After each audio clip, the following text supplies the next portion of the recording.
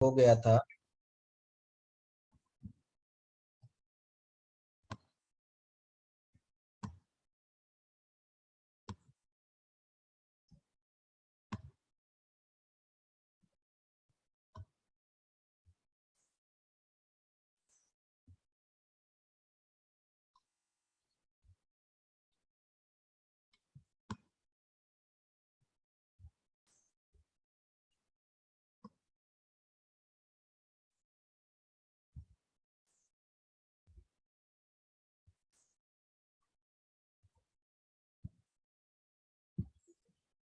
चलिए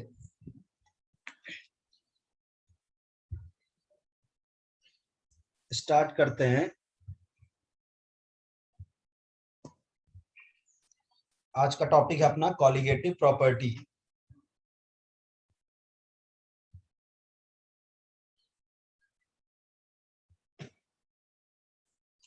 तो colligative property क्या होती है बेटा? मैंने बताया था कि सॉल्यूशन की वो तमाम प्रॉपर्टी जो डिपेंड करती हैं number of moles of solute present in a solution, ठीक है, उसे हम बोलते हैं कॉलिगेटिव प्रॉपर्टी। कॉलिगेटिव प्रॉपर्टी क्या होता है?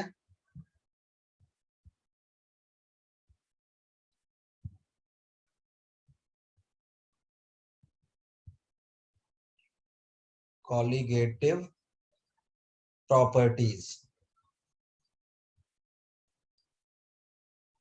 कॉलिगेटिव प्रॉपर्टी होता है बेटा the properties of dilute solution,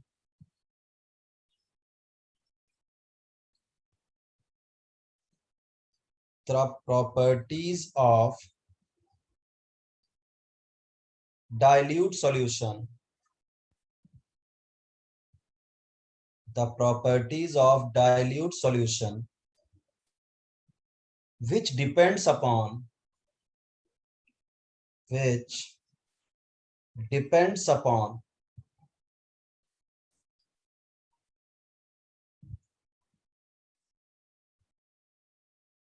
number of moles of solute, number of moles of solute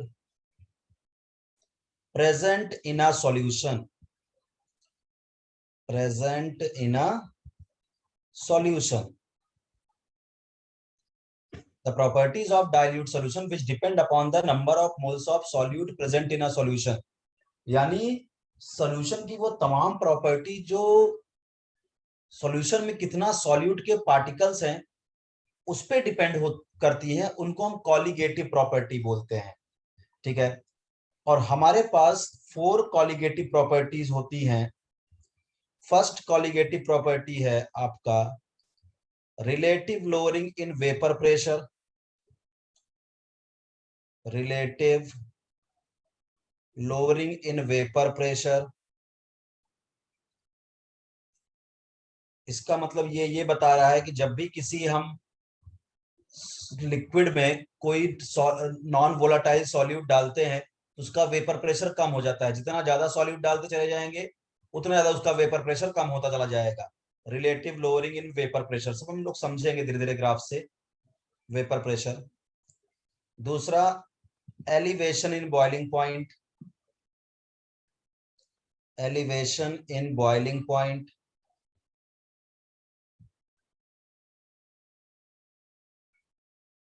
तीसरा depression in freezing point.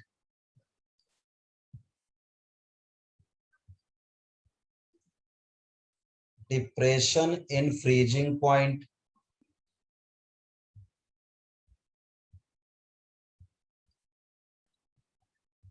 Freezing point. और चौथा ऑस्मोटिक प्रेशर।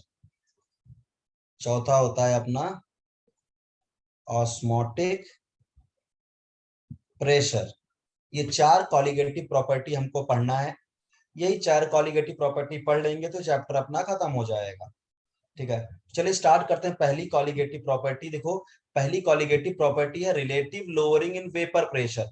जब भी कोई कॉलिगेटिव प्रॉपर्टी पढ़ाऊंगा तो पहले what is the meaning of vapour pressure ये समझेंगे अच्छे से। उसके बाद लिक्विड में सॉल्यूट मिलाने से वेपर प्रेशर क्यों कम हो गया, फिर उसको समझेंगे। जैसे हम एलिवेशन ऑफ बॉइलिंग पॉइंट पढ़ाना होगा, पहले बॉइलिंग पॉइंट समझेंगे क्या होता, फिर बताएंगे भाई किसी भी लिक्विड में कोई सॉल्यूट डालने पर बॉइलिंग पॉइंट उस लिक्विड का बढ़ क्यों जाता है। चलिए पहली कॉलिगेटिव प्रॉपर्टी स्टार्ट करते हैं आज। Relative lowering in vapour pressure.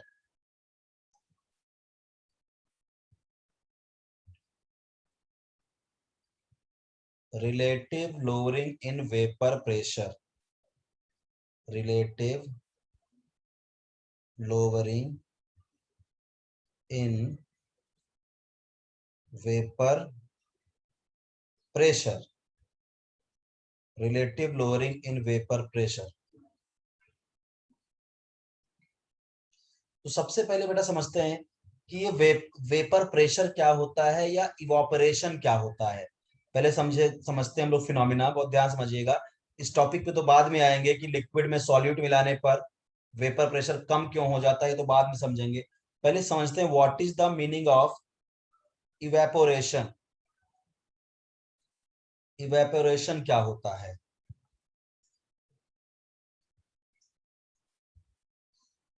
देखो इवोपरेशन क्या होता है बेटा और क्यों होता है, जरा उसको समझो। मान लो मेरे पास ये कोई वाटर बॉडी है, मान लो ये कोई वाटर बॉडी है, मान लो जैसे ये कोई नदी है या तालाब है जिसमें पानी भरा पड़ा हुआ है, और मान लो ये लिक्विड ए है। सपोज करो ये लिक्विड ए है,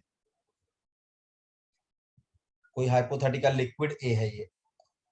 तो क्या होगा बेटा कि ये कोई लिक्विड ए है, तो बेटा लिक्विड ए के पार्टिकल तो बल्क में भी होंगे और लिक्विड ए के पार्टिकल सरफेस पे भी होंगे। ए जो बल्क में ए के पार्टिकल होंगे उनके चारों तरफ जो है वो फोर्स इक्वल होगा। इधर भी पानी है, इधर भी ए है, नीचे भी ए है, ऊपर भी ए है, हर तरफ। तो यहाँ पे नेट फोर्स जो होगा, जो बल्क में ए के पार्टिकल्स होंगे उस पे नेट फोर्स 0 होगा। इसका मतलब बल्क वाला जो ए वाला मॉलिक्यूल है वो इक्विलिब्रियम में होगा, इक्विलिब्रियम में होगा, स्टेबल कंडीशन में। लेकिन देखो जो सरफेस पे मॉलिक्यूल है ना, आप देखो सरफेस पे जो मॉलिक्यूल है इसके ऊपर ए के मॉलिक्यूल्स नहीं है, केवल नीचे ही ए के मॉलिक्यूल्स है।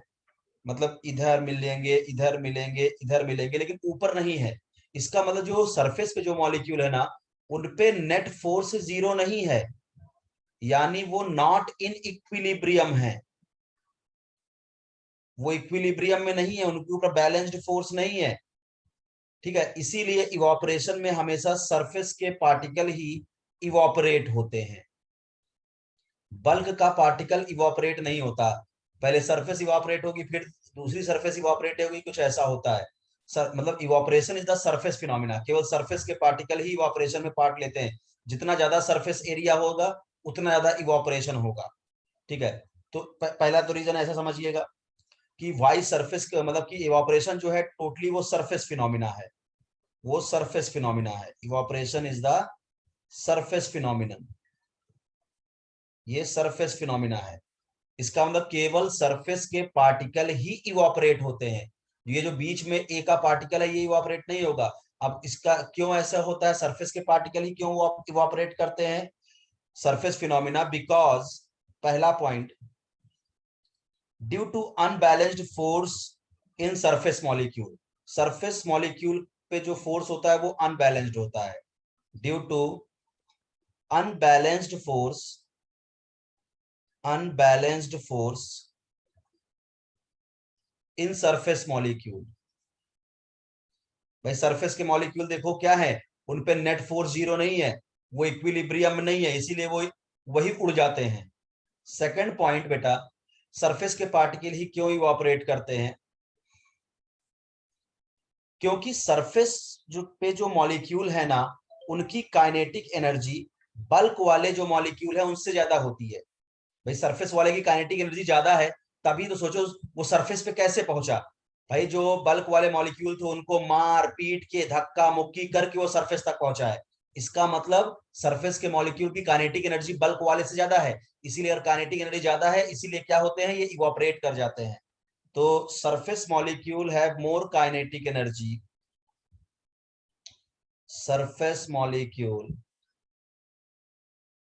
Have more kinetic energy than bulk molecule. ये तो रीजन बताया क्या है, सरफेस के पार्टिकल ही क्यों इवोपरेट करते हैं, बल्क मॉलिक्यूल। ठीक है सर, इवोपरेशन जो होता है वो सरफेस फिनोमिना है, सरफेस के पार्टिकल ही इवोपरेट हैं, बल्क वाला इवोपरेट नहीं होता। उसके दो रीजन बताया कि भैया जो बल्क में ए का मॉलिक्यूल है, जो बल्क में ए का मॉलिक्यूल है, ये सरफेस हो गया, तो ये सरफेस पे ए है, ए के पार्टिकल। जो बल्क वाला है उस पे जो है, उस पे चारों तरफ से फोर्स लग रहा है, चारों तरफ ए के पार्टिकल है, इस पे नेट फोर्स जीरो होने की वजह से ये इक्विलिब्रियम में है, ये इवोपरेशन नहीं जाएगा, तो बैलेंस्ड फोर्स से है। लेकिन जो सरफेस मॉलिक्यूल है उस पे इनवर्ट फोर्स लग रहा है, लेकिन ऊपर कोई फोर्स नहीं है, इसका मतलब ये इक्विलिब्रियम में नहीं होंगे, ये स्टेबल नहीं होंगे, इसीलिए ये इवोपरेट कर जाते हैं। और दूसरी बात बताया कि जो सरफेस पे पार्टिकल पहुंच गए हैं उनकी काइनेटिक एनर्जी बल्क वाले से ज्यादा होती है। क्यों? क्योंकि वो धक्का मुक्की लड़ाई झगड़ा करके किसी तरह से सरफेस पे पहुंचे हैं, दूसरों को मारपीट के सरफेस पे पहुंचे हैं, इसका मतलब उनकी काइनेटिक एनर्जी बल्क वाले ज्यादा है, इसीलिए वो इवापोरेट कर जाते हैं। तो इवापोरेशन का रीजन भी आपको समझा दिया हमने कि इवापोरेशन होता क्यों है, सरफेस के पार्टिकल ही क्यों इवापोरेट करते हैं। अच्छा, एक दूसरा रीजन भी देख सकते हो इवापोरेशन का, एक दूसरा रीजन भी देख सकते हो इवापोरेशन का, कि जैसे थोड़ा सा अगर इसको को बताऊं, जैसे मैं बोलूं आपसे, अभी आपको वेपर प्रेशर नहीं समझाया, अभी आपको इवापोरेशन ही समझा रहा हूं। जैसे ये वाटर बॉडी है, नदी या तालाब है जिसमें पानी भरा पड़ा हुआ है,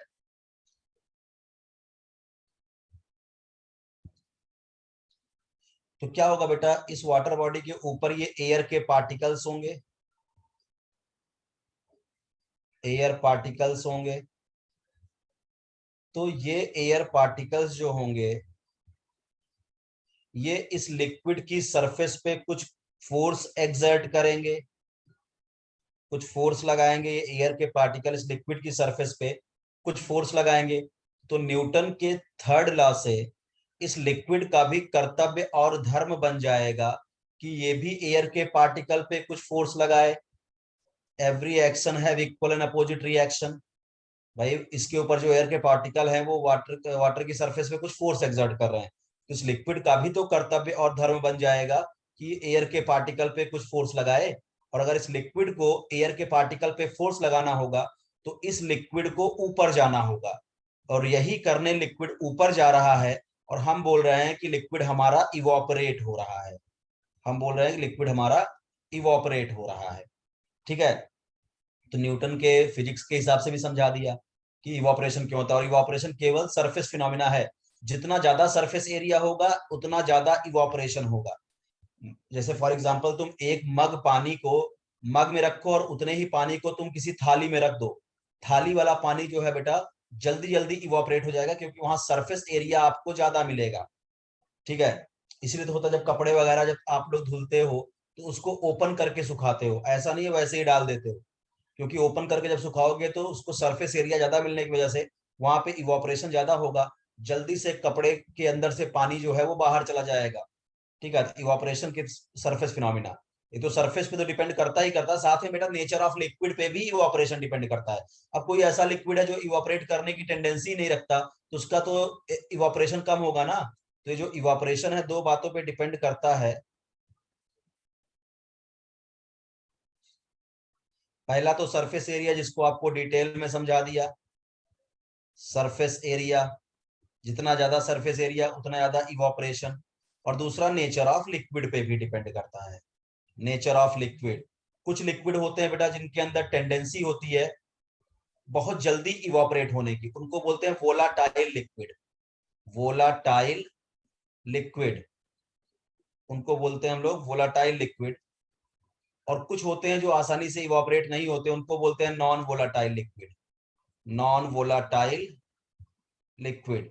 तो जो वोलाटाइल लिक्विड होते हैं इनका इवापोरेशन ज्यादा होता है। वोलाटाइल लिक्विड का मतलब the liquid having more tendency to evaporate, उसको वोलाटाइल बोलते हैं। इसका इवापोरेशन ज्यादा होगा और इसका इवापोरेशन कम होगा। ठीक है, चलिए, तो आपको बताया, पहले इवापोरेशन समझ में आ गया अच्छे से, तब मैं वेपर प्रेशर समझाता हूं।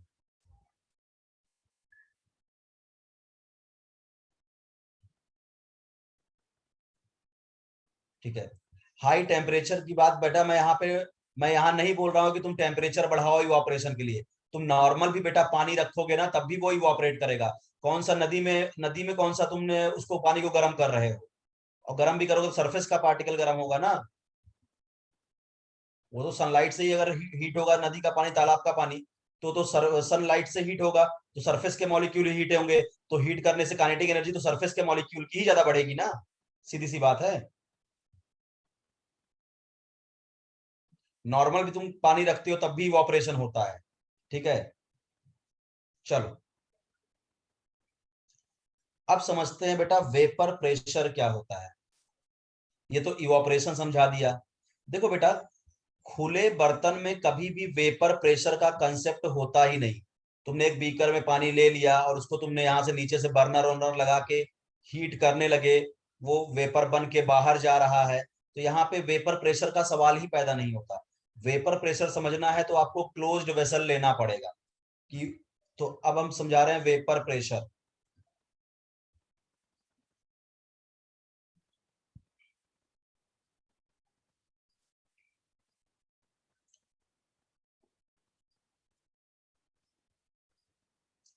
वेपर प्रेशर, वेपर प्रेशर क्या होता है बेटा, समझो कि मान लो मेरे पास कोई वेसल है जिसमें हमने लिक्विड भर दिया है, और इस वेसल को हमने ऊपर से क्लोज कर दिया। जब तक वेसल क्लोज नहीं करोगे वेपर प्रेशर का कंसेप्ट ही नहीं बनेगा, क्योंकि वेपर प्रेशर बनने के लिए इक्विलिब्रियम आना बहुत जरूरी है। अब समझो कि मान लो बेटा, जब इसको मैं हीट करूंगा, इस लिक्विड को मान लो, सपोज करो मैं हीट कर रहा हूं, तो क्या होगा, इसके वेपर्स बनेंगे। इस वेपर्स के बनने को हम लोग क्या बोलेंगे, इवोपरेशन। इस फिनोमिना को बोल रहे हैं हम लोग, ये जो लिक्विड से हीट करने पर क्या बन रहा है, वेपर, इस फिनोमिना को हम लोग बोल रहे हैं इवोपरेशन, इवेपोरेशन। लेकिन बेटा क्योंकि वेसल बंद है, इसलिए ये वेपर बाहर जा नहीं सकते। तो क्या होगा, ये वेपर आपस में टकराएंगे। वेपर का मतलब गैस के मॉलिक्यूल जिनकी काइनेटिक एनर्जी काफी ज्यादा होती है, आपस में टकराएंगे या कंटेनर की वॉल से टकराएंगे, और अपनी एनर्जी को लूज करके फिर से लिक्विड बन के नीचे आएंगे। इस फिनोमिना को बोलते हैं कंडेंसेशन। तो फिर क्या होगा, क्योंकि वेसल बंद है तो वेपर बाहर जा नहीं सकता, तो वेपर अपने मॉलिक्यूल के साथ ही टकराएंगे, या कंटेनर की वॉल से टकरा के अपनी एनर्जी को लूज करके फिर से लिक्विड में ट्रिकल डाउन होंगे। इसको बोलते हैं कंडेंसेशन।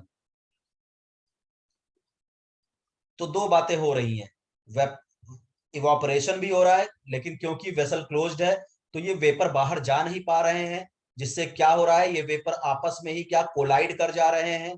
ठीक है, आपस में ही क्या कर रहे हैं, कोलाइड कर जा रहे हैं, और कोलाइड करने की वजह से ये फिर से अपनी एनर्जी को लूज करके फिर से लिक्विड बन के नीचे आ रहे हैं। इसको बोलते हैं कंडेंसेशन। बेटा शुरू में ये फिनोमिना बेटा क्या होगा, सेम स्पीड से नहीं होगा, लेकिन एक ऐसा टाइम आएगा जब रेट ऑफ इवोपरेशन, एक ऐसा टाइम आएगा जब रेट ऑफ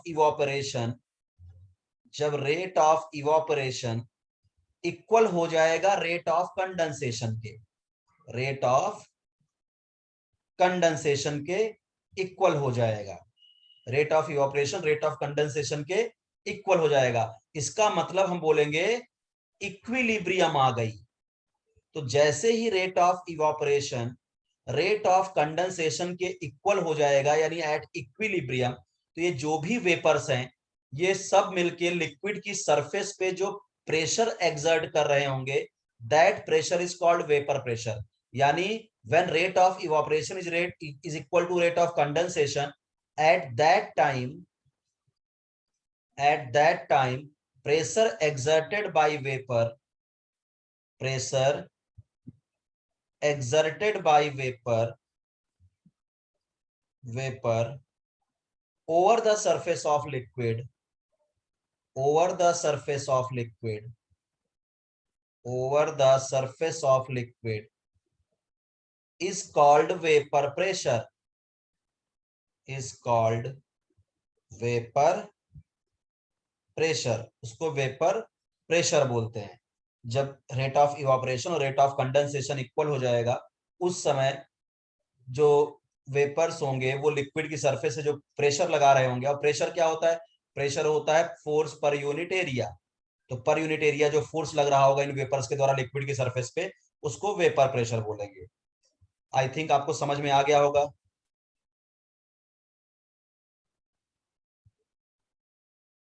अभी मैं जितनी बात बेटा बता रहा हूं उतना समझो अमित. सॉल्ट प्रेजेंट होता है तो इसलिए हीट. क्या तुम लोग पूछते हो यार? दिमाग में कचरा वचरा भरा है क्या तुम लोग के? अभी मैं जितनी बात समझा रहा हूं उतना समझो. ठीक है. अभी जो तुम पूछ रहे हो बेटा अमित उसका यहाँ कोई लॉजिक ही नहीं है. सॉल्ट प्रेजेंट होता है तो इसलिए ज्यादा हीट. नहीं बेटा मैंने कोई सॉल्ट डाला ही नहीं है बाबू. ये नॉर्मल पानी ही है उसको हीट कर रहा हूँ. ये सॉल्ट वोल्ट अभी कुछ नहीं डाल रहा हूँ यार. तुम सॉल्ट भी डालोगे तो भी तुमको हीट करना पड़ेगा वेपराइजेशन के लिए. कहाँ से तुम लोग सोचते हो इतना यार? अभी जो पढ़ा रहा हूँ बेटा उस पर फोकस करो. जब मैं पढ़ा दूंगा उसके बाद जब तुम क्वेश्चन क्वेश्चन सॉल्व कर जो मैं कंसेप्ट समझा रहा हूँ इसमें कोई प्रॉब्लम हो तो बताओ. बाकी तुम क्या सोच रहे हो उससे मुझे मतलब नहीं है. मैंने कोई सॉल्ट वोल्ट नहीं मिलाया. मैंने पानी को हीट किया है सिंपल सा बस. मैं वेपर प्रेशर समझा रहा हूँ कि सॉल्ट वॉल्ट मैं नहीं डाल रहा हूँ. अभी आऊंगा ना फैक्टर अफेक्टिंग वेपर प्रेशर पे. किन किन फैक्टर पे वेपर. तुम लोग यार हमसे ज्यादा इतने क्यूरोसिटी रखते हो कि पूरा पढ़ाने भी नहीं देते. उसके पहले ही सारे क्वेश्चन पूछने लगते हो. हमको पहले टॉपिक खत्म तो कर लेने दो ना. पहले इसलिए बोला जो मैं समझाया वो समझा कि नहीं उतना बताओ बस. उसमें कोई दिक्कत है तो उसको एक्सप्लेन करूंगा. हाँ. बाकी आप लोग इतना साइंटिस्ट वाइंटिस्ट मत बना करो बेटा. अभी मैं बता रहा हूँ जितनी बातें रिक्वायर्ड है तुम भरोसा रखो यार. तुम को जितनी बातें रिक्वायर्ड है मैं उतना करा रहा हूं भाई. समझे ना?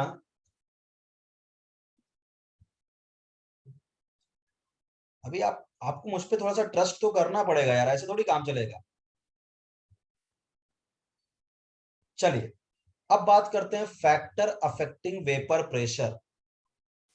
किन किन बातों पे वेपर प्रेशर डिपेंड करता है. एक्चुअली क्या होता है यार जब कोई चीज लॉजिकल क्वेश्चन होता है ना तो मुझे अच्छा लगता है उसको आंसर करने में. जब इलॉजिकल क्वेश्चन होता है जिसका कोई लॉजिक नहीं है तो मुझे गुस्सा बहुत आती है.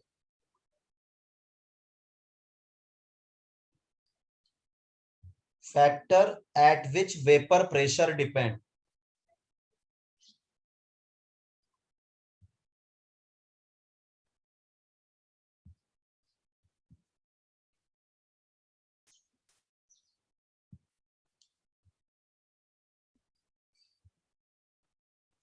फैक्टर एट विच वेपर प्रेशर डिपेंड. किन किन फैक्टर पे वेपर प्रेशर डिपेंड करता है. जैसे पहला है बेटा नेचर ऑफ सब्सटेंस. बेटा कुछ सब देखो जैसे एग्जांपल के तौर पे लूंगा तो आपको समझ में आ जाएगा नेचर ऑफ सब्सटेंस में क्यों बोल रहा हूं.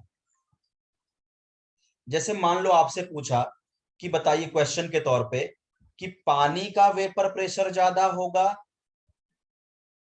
या अल्कोहल का वेपर प्रेशर ज्यादा होगा. कोई आंसर कर सकता है? पानी का वेपर प्रेशर ज्यादा होगा या अल्कोहल का वेपर प्रेशर ज्यादा होगा?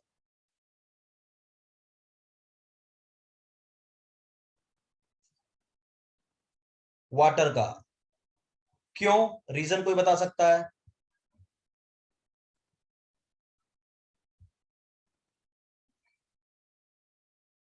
रीजन? यार हाइड्रोजन बॉन्डिंग तो कृतिका बेटा वाटर में भी होता है.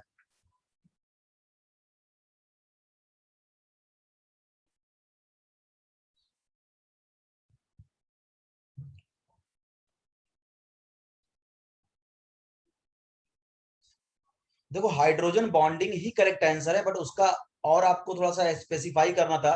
अगर आपको मेरा स्टेट्स ऑफ मैटर का चैप्टर याद हो तो याद करो एक वाटर मॉलिक्यूल 4 वाटर मॉलिक्यूल के साथ हाइड्रोजन बॉन्ड बनाता है. अगर आपको याद हो तो मेरा लेक्चर स्टेट्स ऑफ मैटर का कि एक वाटर मॉलिक्यूल 4 वाटर मॉलिक्यूल के साथ हाइड्रोजन बॉन्ड बना के बैठ जाता है, जबकि एक अल्कोहल मॉलिक्यूल केवल एक ही अल्कोहल मॉलिक्यूल के साथ हाइड्रोजन बॉन्ड बनाता है। यानी एक वाटर 4 वाटर मॉलिक्यूल के साथ एसोसिएटेड होते हैं पानी में। एक वाटर मॉलिक्यूल 4 हाइड्रोजन बॉन्ड बनाता है। इसका मतलब यहाँ पे वाटर मॉलिक्यूल के बीच में एक ही वाटर मॉलिक्यूल काफी ज्यादा फोर्स ऑफ अट्रैक्शन से बाइंड है, जिसकी वजह से इसको वेपराइज करना हमारे लिए थोड़ा डिफिकल्ट है। तो इससे मतलब ज्यादा टेम्परेचर पे जाके इसके वेपर्स बनेंगे, जबकि अल्कोहल में क्या होता है, एक ही हाइड्रोजन बॉन्ड बन रहा है, इसको वेपराइज करना हमारे लिए आसान है। इसका मतलब मैं आपसे बोलूं कि जो फोर्स ऑफ अट्रैक्शन है, फोर्स ऑफ अट्रैक्शन है वो वाटर में ज्यादा है इन कंपैरिजन टू अल्कोहल, क्योंकि वाटर में एक वाटर 4 हाइड्रोजन बॉन्ड से बंधा हुआ है, इसलिए उसको वेपराइज करना डिफिकल्ट है, बहुत ज्यादा टेम्परेचर में जाके उसके वेपर्स बनेंगे। तो इसका मतलब जो आसानी से वेपराइज होगा उसी का वेपर प्रेशर ज्यादा होगा। तो इसका मतलब वेपर प्रेशर की बात करूं, तो वेपर प्रेशर की बात करूं तो अल्कोहल का वेपर प्रेशर वाटर से ज्यादा होगा। भैया जो आसानी से वेपराइज होगा उसी का तो वेपर प्रेशर ज्यादा होगा ना। जो वेपराइज ही नहीं हो पा रहा है तो उसके वेपर जल्दी कैसे बनेंगे, तुम खुद ही बताओ। तो अल्कोहल का वेपर प्रेशर पानी से ज्यादा होता है। समझ में आया?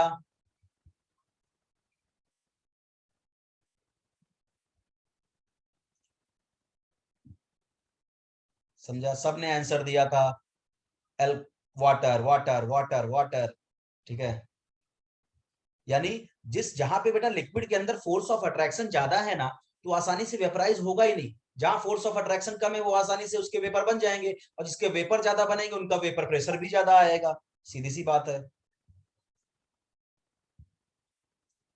तो अल्कोहल का वेपर प्रेशर पानी ज्यादा हो। जैसे अगला क्वेश्चन देखो, जैसे हमने ले लिया मेथेनॉल, हमने ले लिया इथेन 1,2 डाइऑल,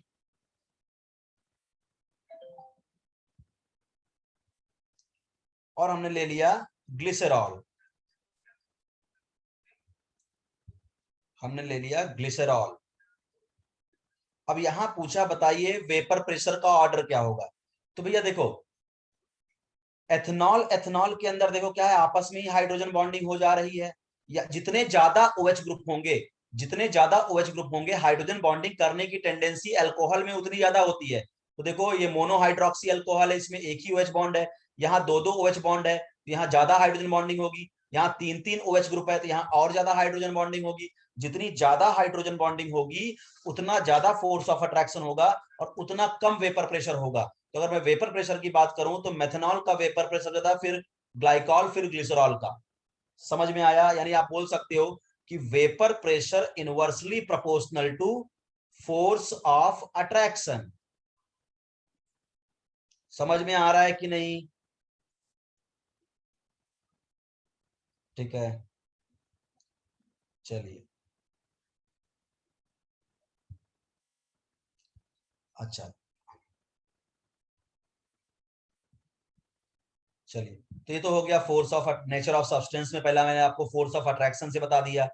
और भी नेचर ऑफ सब्सटेंस में जैसे क्या हुआ, कुछ ऐसे सब्सटेंस होते हैं बेटा जो इजी टू वेपराइज होते हैं, यानी सब्सटेंस भी जो है, और भी अगर आप डिटेल में करोगे तो फोर्स ऑफ अट्रैक्शन के बेसिस पे आंसर दिया। और वैसे भी हमने बताया था सब्सटेंस दो तरह के होंगे, एक वोलाटाइल सब्सटेंस, एक non volatile substance. Non volatile substance, volatile substance वो होते हैं, वोलाटाइल सब्सटेंस वो होते हैं which have more tendency to evaporate या वेपराइज, जो आसानी से वेपराइज नहीं होगा, वोलाटाइल सब्सटेंस बोलते हैं। जैसे अल्कोहल्स जो होते हैं वोलाटाइल होते हैं, पानी जो है वो वोलाटाइल लिक्विड है, वाटर जो है, अल्कोहल जो है, बेंजीन जो है, ये सब वोलाटाइल लिक्विड है। बेंजीन हो गया, इवन टॉलिन हो गया, C6H5CH3। और जो मैं एग्जांपल लिख रहा हूँ यही सब के न्यूमेरिकल आएंगे, ये भी जान लो। तुम सोच रहे हो सर 4 ही वोलाटाइल लिक्विड लिखा, बहुत सारे होते हैं बट यही 4, उसमें से वाटर, बेंजीन और टॉलिन, ठीक है, बहुत बहुत ज्यादा वोलाटाइल लिक्विड के फॉर्म में आएंगे। बोलेगा हमने बेंजीन में यूरिया डाल दिया, बेंजीन में हमने ग्लूकोज डाल दिया, टॉलिन में हमने सुक्रोज डाल दिया, बताइए कितना लोअरिंग होगा वेपर प्रेशर का। तो जो एग्जांपल लिख रहा हूँ उसी पे बेस्ड देखना, क्वेश्चन भी आने वाले हैं। तो वोलेटाइल लिक्विड जैसे अल्कोहल, दारू हो गया, पानी हो गया, बेंजीन हो गया बेटा, ठीक है, टॉलिन हो गया। नॉन वोलाटाइल जो लिख रहा हूं 3 लिखूंगा, यही 3 तुम्हारे लिए इंपॉर्टेंट है, और यही तीनों आपको इस चैप्टर में इन्हीं तीनों के क्वेश्चन भी मिलेंगे, जैसे यूरिया, ठीक है, जिसका आपको फॉर्मूला भी याद रखना है, NH2CO NH2 नाच दो, CO नाच दो, ठीक है। और इसका मोलर मास भी याद रखिएगा, क्योंकि मोलर मास बहुत काम आएगा इस चैप्टर में। Molar mass 60। दूसरा ग्लूकोज, यही नॉन वोलाटाइल सब्सटेंस है, ठीक है, जो आसानी से इवापोरेट नहीं होते। ग्लूकोज का फॉर्मूला C6H12O6, ठीक है, मोलर मास होता है 180। सुक्रोज C12H22O11, मोलर मास होता है 342, याद रखिएगा यही 3, ठीक है। तो ये नॉन वोलाटाइल सब्सटेंस है, तुम्हारे लेवल पे तो यही 3 नॉन वोलाटाइल सब्सटेंस बार बार पानी में मिलाएंगे और तुमसे बोलेंगे बताओ कितनी लोवरिंग, वेपर प्रेशर में कितनी लोवरिंग आई, कितना एलिवेशन हुआ, कितना फ्रीजिंग पॉइंट डिप्रेशन हुआ, कितना ऑस्मोटिक प्रेशर बढ़ा। और गारंटी बता रहा हूं, यही 3 सॉल्यूट मिलाएंगे जब उनको नॉन वोलाटाइल सॉल्यूट मिलाना होगा पानी के अंदर, बेंजीन के अंदर या टॉलिन के अंदर। सारे क्वेश्चन तुमको यूरिया, ग्लूकोज और सुक्रोज के मिलेंगे। हाँ, जब इनके नहीं मिलेंगे तो वोलाटाइल सब्सटेंस भी मिला सकता है, वोलाटाइल लिक्विड में वोलाटाइल सब्सटेंस भी मिला सकता है, वो आगे एक्सट्रीम कंडीशन है, बाद में सीखेंगे। अभी के लिए वोलाटाइल एंड नॉन वोलाटाइल, ठीक है। चलिए, दूसरी बात, फैक्टर में पहला था नेचर ऑफ सब्सटेंस। सेकंड बात, अच्छा बताइए बेटा, क्या वेपर प्रेशर, जैसे इवापोरेशन देखो सरफेस एरिया पे डिपेंड करता था, जितना ज्यादा कंटेनर का सरफेस एरिया होगा उतना ज्यादा इवापोरेशन होता था, ठीक है। क्या बताइए, वेपर प्रेशर जो है वो कंटेनर की शेप, साइज और पे डिपेंड करेगा क्या? वेपर प्रेशर जो होगा कंटेनर की शेप, साइज, सरफेस एरिया पे डिपेंड करेगा?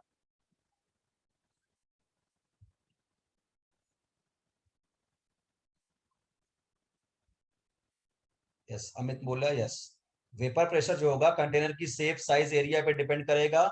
यस। तो देखिए बेटा, जो वेपर प्रेशर होगा, अब वेपर प्रेशर को मैं बार बार वीपी लिखूंगा, vapour pressure do not depend upon, बहुत इंटरेस्टिंग फैक्ट है, do not depend upon size and shape of container. बोलोगे कैसी बात कर रहे हो sir, size and shape of container उस पर डिपेंड नहीं करता। क्यों नहीं करता, जरा समझो।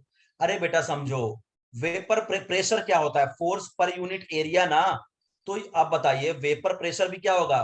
Force per unit area. तो मान लो जितना भी फोर्स आएगा पर यूनिट एरिया, तो फोर्स उतना ही रहेगा ना, बराबर है कि नहीं? पर भाई, प्रेशर क्या होता है? Force per unit area.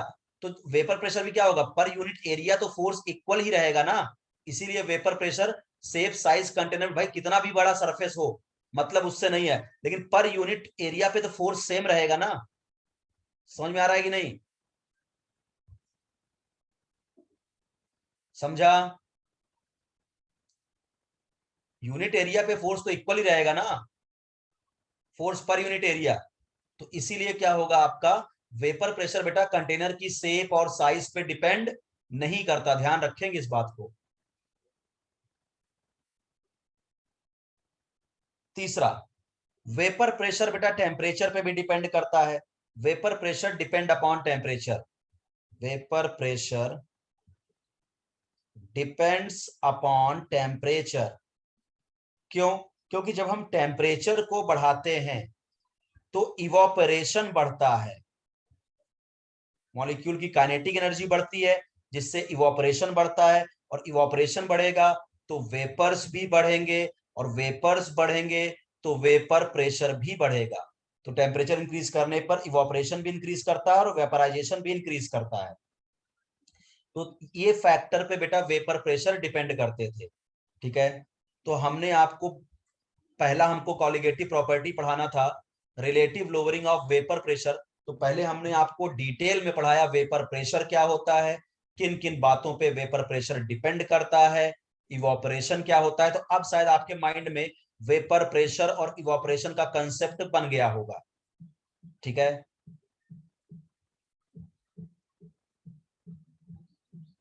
समझ में सबको इतना टॉपिक आया अभी तक का?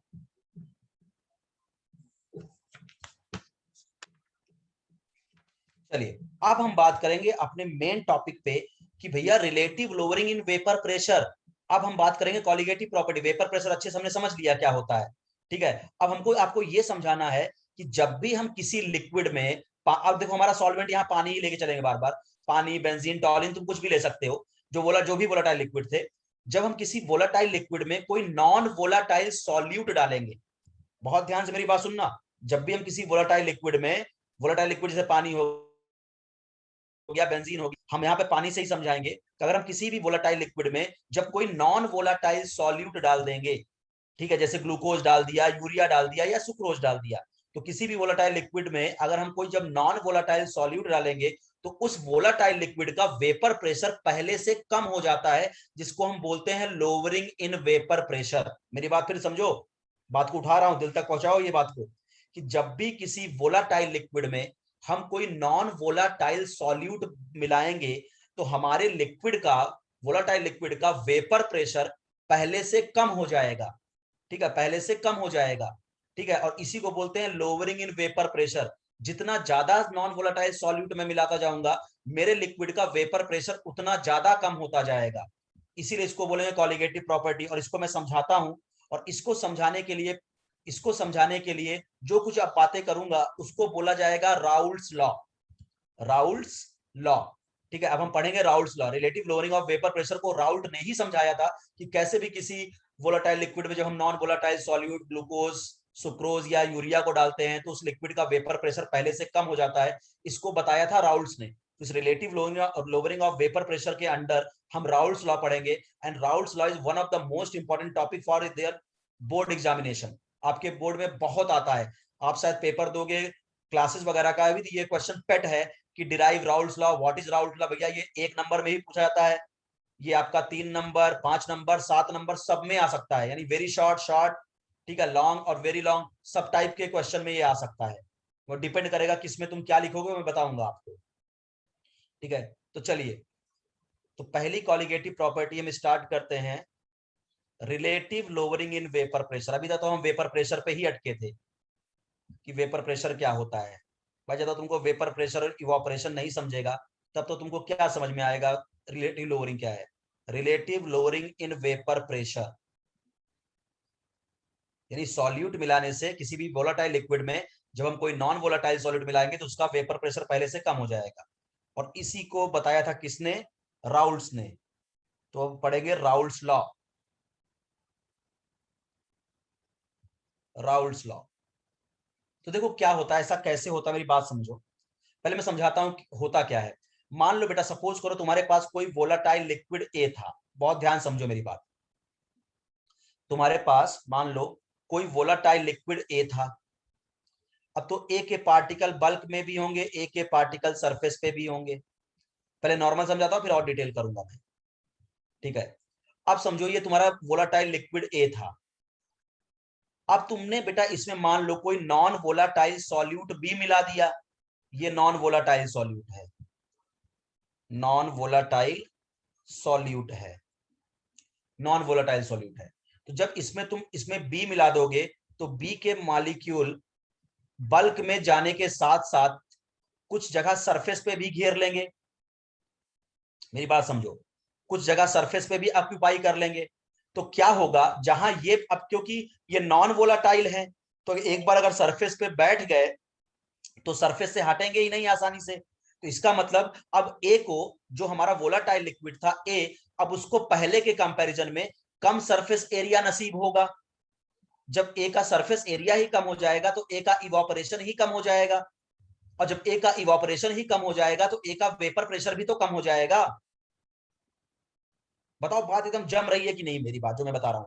भाई मान लो यहां पे मैंने क्या बोला, इसमें हमने, ये पूरा लिक्विड था, वोलाटाइल लिक्विड था ए, ये इवापोरेट होने वाला लिक्विड है, जितना ज्यादा इवापोरेट होगा उतना ज्यादा इसका वेपर प्रेशर बनेगा।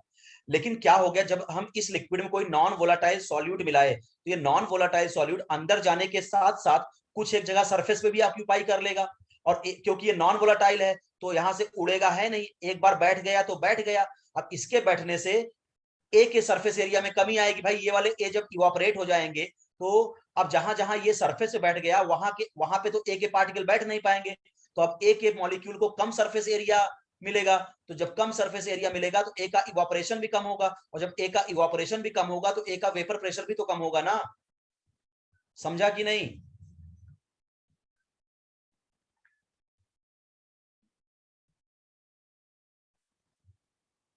समझ गया ना? वेरी गुड, टैलेंटेड हो तुम लोग यार। चलो,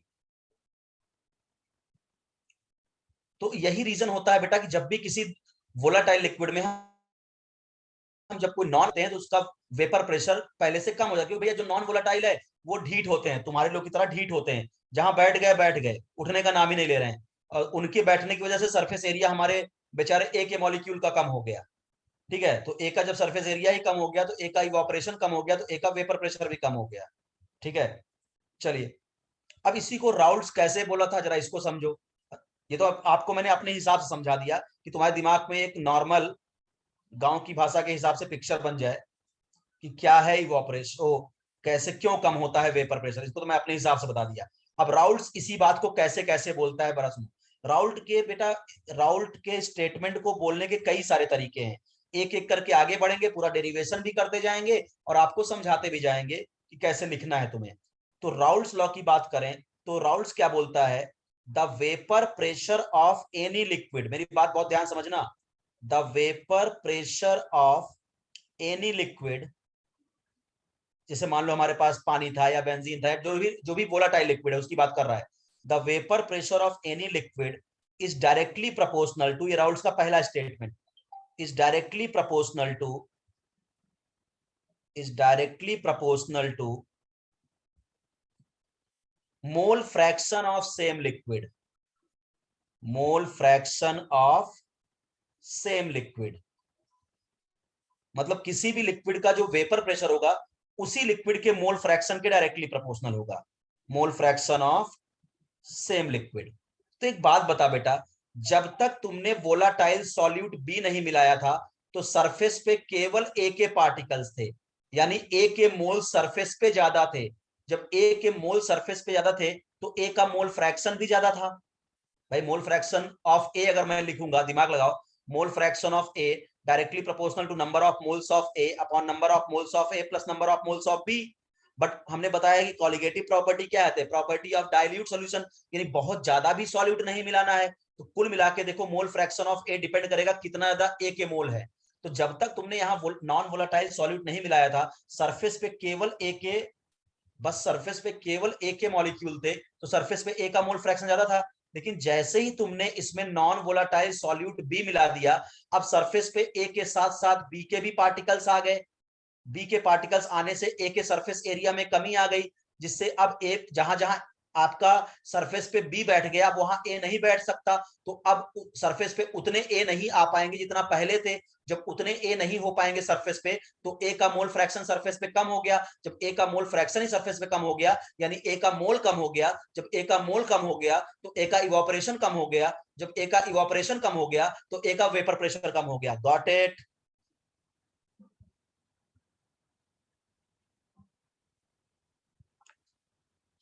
समझा? ठीक है, वेरी गुड, एक्सीलेंट। चलिए, बहुत बढ़िया बहुत बढ़िया। आइए, तो क्या हुआ बेटा, क्या बोलता है राउल्स का पहला स्टेटमेंट क्या है, the vapour pressure of any liquid is directly proportional to the mole fraction of same liquid. भैया किसी भी लिक्विड का वेपर प्रेशर उसी लिक्विड के मोल फ्रैक्शन के डायरेक्टली प्रोपोर्शनल होगा। और अपन लोग देखेंगे कहां, सरफेस पे, सरफेस पे मोल फ्रैक्शन पहले ए का ज्यादा था तो वेपर पे ज्यादा था, बी के आने की वजह से, बी हीट टाइप का मॉलिक्यूल है, खुद तो उड़ेगा नहीं, जाके सरफेस पे भी बैठ गया है, तो जहां वो बैठ गया वहां ए बैठ नहीं पाएगा, जिससे ए को सरफेस एरिया कम मिलेगा, तो ए का इवापोरेशन कम होगा, तो ए का वेपर प्रेशर कम होगा। तो इसका मतलब अगर मैथमेटिकल फॉर्म में बोलूं तो हमने मानो कि ये लिक्विड जो हमारा वोलाटाइल लिक्विड था वो वोलाटाइल लिक्विड ए था, तो राउल क्या बोलता है, किसी भी लिक्विड का वेपर प्रेशर उसी लिक्विड के मोल फ्रैक्शन के डायरेक्टली प्रोपोर्शनल होता है। इसका मतलब vapour pressure of liquid A, P का मतलब pressure, vapour pressure of liquid A is directly proportional to mole fraction of liquid A. याद करो मोल फ्रैक्शन को हम जीटा से डिनोट करते थे। Vapour pressure of liquid A is directly proportional to mole fraction of liquid A, where P A क्या है बेटा, P A is the vapour pressure of liquid A ठीक है ये। अच्छा, अगर डायरेक्टली प्रोपोर्शन का साइन हटाऊंगा बेटा, तो मैं यहाँ पे एक कांस्टेंट लगाऊंगा, उसको लिखूंगा मैं पी नॉट ए जीटा ए। अब बोलोगे सर ये पी नॉट ए क्या आ गया? पी नॉट ए जीटा है। पी नॉट ए क्या है बेटा? It is the vapour pressure of liquid A in its pure form. यानी ये क्या है? वेपर प्रेशर ऑफ, सब समझो क्योंकि न्यूमेरिकल में इस्तेमाल करना पड़ेगा बहादुरी के साथ। Vapour pressure of liquid A in its pure form. Pure form का मतलब जब तक तुमने ए में बी को नहीं मिलाया था तब तक ए का वेपर प्रेशर क्या था? That is called P not a. जब तक तुमने बी नहीं मिलाया था तब तक ए का वेपर प्रेशर क्या था? That is called P not a, vapour pressure of liquid A in its pure form. और ये पी ए क्या है? जब तुमने बी मिला दिया तब कितना वेपर प्रेशर हो गया, ये है P A after addition of non volatile solute. तो राउल्स का स्टेटमेंट क्या बना? The vapour pressure of any liquid is directly proportional to the mole fraction of same liquid. तो यहां हमने लिक्विड ए माना था, तो ए का वेपर प्रेशर ए के ही मोल फ्रैक्शन पे डिपेंड करेगा। जितने ज्यादा ए के मोल फ्रैक्शन होंगे सरफेस पे, यानी जितने ज्यादा ए के मोल होंगे सरफेस पे, उतना ज्यादा ए का वेपर प्रेशर होगा। क्योंकि बी मिलाने से सरफेस पे इसके मोल कम हो गए, इसकी वजह से इसका वेपर प्रेशर भी कम हो गया। तो P A equal to P not A X A. अच्छा, एक बात बताओ बेटा, इसका मतलब पहले लिक्विड ए का वेपर प्रेशर ज्यादा था, पहले लिक्विड ए का वेपर प्रेशर ज्यादा था, ठीक है। सॉल्यूट मिलाने से उसके वेपर प्रेशर में कमी आ गई, इसका मतलब लोअरिंग आई वेपर प्रेशर में। लोअरिंग इन वेपर प्रेशर कैसे निकालेंगे? पहले उसका वेपर प्रेशर ज्यादा था, यानी पी नॉट ए, सॉल्यूट मिलाने से कम हो गया, P not A minus P ए। इसी को तो अपन लोग बोलेंगे ना लोअरिंग इन वेपर प्रेशर, यानी delta P A. Lowering in vapour pressure का मतलब डेल्टा पी ए। भाई पहले वेपर प्रेशर ज्यादा था, पहले वेपर प्रेशर ज्यादा था, सॉलिड मिलाने से वेपर प्रेशर कम हो गया, तो क्या हुई? लोअरिंग। कैसे निकालेंगे? पी नॉट ए पहले ज्यादा था, सॉलिड मिलाने से कम हो गया, P not A minus P A equal to delta P A, ठीक है। अच्छा, इसका मतलब मेरी बात बताओ, डेल्टा पी ए को मैं ऐसा लिख सकता हूं क्या? पी नॉट ए, और पी ए इक्वल टू क्या लिखा हूं? P A equal to P not A zeta A. ये देखो यहां से निकाला, P A equal to P not A zeta A. यहां से कुछ कॉमन मिलेगा क्या? यस। डेल्टा पी ए को क्या बोल रहे हैं? Delta P A is called lowering in vapour pressure. Delta P A क्या कॉमन मिल जाएगा यहां से? क्या कॉमन मिलेगा? पी नॉट ए कॉमन मिलेगा। पी नॉट ए कॉमन मिलेगा तो ये 1 माइनस जीटा ए हो जाएगा, 1 माइनस जीटा ए हो जाएगा। और आप एक बात जानते होगे बेटा कि सॉल्यूशन में जितने भी कंपोनेंट होते हैं सबके मोल फ्रैक्शन का सम हमेशा 1 होता है।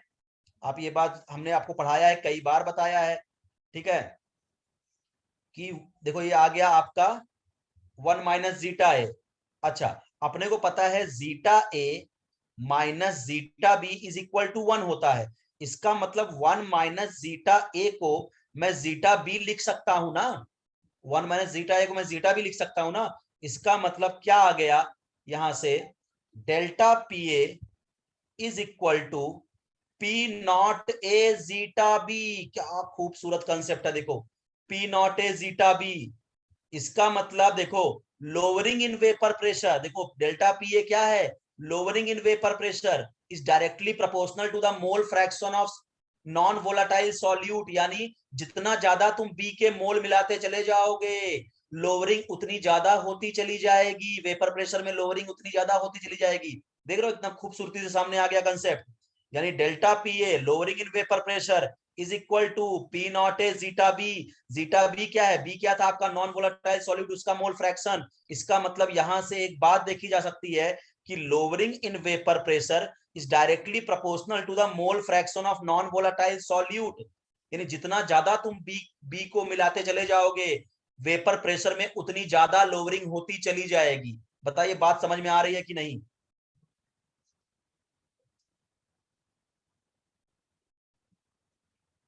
समझा? ओके, चलिए बहुत बढ़िया। तो राउल्स का पहला स्टेटमेंट क्या था? ये वाला, the vapour pressure of any liquid directly proportional to the mole fraction of same liquid. Raoult's का दूसरा स्टेटमेंट क्या है? The lowering of vapour pressure is directly proportional to the mole fraction of non-volatile solute. The lowering of vapor pressure of any volatile liquid is directly proportional to the mole fraction of non-volatile solute. ठीक है, जितना ज्यादा तुम B के मोल मिलाते चले जाओगे, vapour pressure में लोअरिंग उतनी ज्यादा होती चली जाएगी। ठीक है, ये तो हुआ लोअरिंग। ध्यान रखना बेटा, एक एक फॉर्मूले पे क्वेश्चन आता है, इस पे भी क्वेश्चन आएगा न्यूमेरिकल। ठीक है, इस पे भी क्वेश्चन न्यूमेरिकल बनेगा, इसके आगे भी अभी न्यूमेरिकल बनेगा, तो हर जगह से क्वेश्चन आ सकता, तैयार रहना एकदम। डायरेक्ट आपको लोअरिंग भी दे देगा, बोलेगा मोल फ्रैक्शन ऑफ सॉलिड बता दीजिए, ठीक है, कुछ भी पूछ लेगा आपसे, तो हर फार्मूला तैयार होना चाहिए। तो देखिए अभी तक दो बातें किया। राउल्स का पहला स्टेटमेंट, किसी भी लिक्विड का जो वेपर प्रेशर होता है उसी लिक्विड के मोल फ्रैक्शन के डायरेक्टली प्रोपोर्शनल होता है, उसी लिक्विड के मोल फ्रैक्शन के डायरेक्टली प्रोपोर्शनल होता है। तो इसके हिसाब से एक फॉर्मूला बना, PA equal to P not A zeta A, ये हो गया, ये राउल्ट का पहला स्टेटमेंट। दूसरा स्टेटमेंट क्या बना, the lowering of vapour pressure is directly proportional to mole fraction of non volatile solute, यानी जितना ज्यादा तुम बी मिलाते जाओगे उतना ज्यादा लोअरिंग होती जाएगी, लिक्विड ए के वेपर प्रेशर में उतनी ज्यादा लोअरिंग आती जाएगी। ये दूसरा स्टेटमेंट हो गया राउल्ट का, जो पसंद आए वो लिख सकते हो तुम एग्जाम में। ठीक है, अब बात आती है कि relative lowering of vapour pressure क्या होता है, तो मैं यहीं से इस चीज को उठाता हूं, बहुत ध्यान समझिएगा। लोअरिंग ऑफ वेपर प्रेशर क्या है, लोअरिंग इन वेपर प्रेशर क्या है, लोअरिंग इन वेपर प्रेशर क्या है, उसका फॉर्मूला है delta P A is equal to P not A zeta B. Delta P A is the lowering in vapour pressure. तो अगर मैं लोअरिंग इन वेपर प्रेशर को प्योर फॉर्म के vapour pressure से डिवाइड मार दूं, अगर मैं लोअरिंग इन वेपर प्रेशर को प्योर फॉर्म के वेपर प्रेशर से डिवाइड मार दूं, तो ये जो क्वांटिटी बन के सामने आई है, this is called relative lowering in vapour pressure. Relative lowering in vapour pressure, यानी अगर मैं लोअरिंग इन वेपर प्रेशर को प्योर फॉर्म के वेपर प्रेशर से डिवाइड मार दूं, तो इसको बोलते हैं रिलेटिव लोअरिंग। भैया प्योर के कंपैरिजन में कितना घटा, वही तो रिलेटिव लोअरिंग है ना, कितने गुना घट गया, प्योर के कंपैरिजन में वेपर प्रेशर कितना कम हो गया, वही तो होगा ना रिलेटिव लोअरिंग। तो इसको बोलते हैं relative lowering in vapour pressure. बताओ इतनी बात समझ में आई कि नहीं पहले?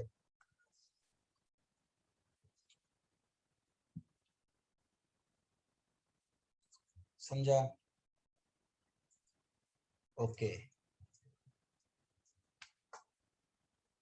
चलो तो अब इसी फॉर्मूले को और आगे बढ़ाते हैं। बेटा डेल्टा पीए को मैं लिख सकता हूं P not A pure form का vapour pressure minus solution form का vapour pressure, P not A minus B है। पी नॉट ए क्या है, प्योर फॉर्म का वेपर प्रेशर, तब बी नहीं मिला, पीए क्या है, सॉल्यूशन का vapour pressure, divide by P not A. अच्छा, क्या मैं जीटा बी को NB upon N A plus NB लिख सकता हूं? यस। और अपने को पता है कॉलिगेटिव प्रॉपर्टी की डेफिनेशन ही मैंने क्या लिखा था, the property of dilute solution. इसका मतलब क्या, डाइल्यूट सॉल्यूशन का मतलब क्या, अपने लेवल पे सारी जो भी देगा वो डाइल्यूट सॉल्यूशन ही देगा। ठीक है, if solution is very dilute, if क्या है, मानना ही है आपको, आपको यही मान के सारे क्वेश्चन ही सॉल्व करना है। ठीक है, if solution is very dilute, क्योंकि कॉलिगेटिव प्रॉपर्टी की डेफिनेशन ही क्या थी, the property of dilute solution, यानी बहुत ज्यादा बी नहीं मिलाया है आपने। ठीक है, तो अगर डाइल्यूट सॉल्यूशन होगा तो सॉल्वेंट के मोल बहुत बहुत बहुत बहुत ज्यादा होंगे सॉल्यूट के मोल के कंपैरिजन में, जिससे आप Na प्लस एनबी को आप Na लिख सकते हो, Na प्लस एनबी को आप Na लिख सकते हो। तो इसका मतलब P not A minus P A upon P not A is equal to हो जाएगा NB upon Na, number of moles of solute upon number of moles of solvent. अब नंबर ऑफ मोल्स को आगे तुम बढ़ा सकते हो फॉर्मूले को, P not A minus P A upon P not A number of moles of solute, WB upon MB mass upon molar mass into MA upon WA। ये आपका फाइनल डेरिवेशन हो गया राउल्स का। ये अब इसमें कौन चीज क्या है इसको मैं आपको बता देता हूं। हालांकि आप खुद समझ रहे हो, बी का मतलब सॉल्यूट, ए का मतलब सॉल्वेंट होता है।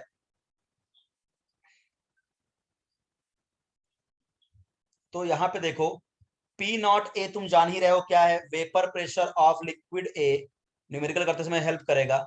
Vapour pressure of liquid A in its pure form,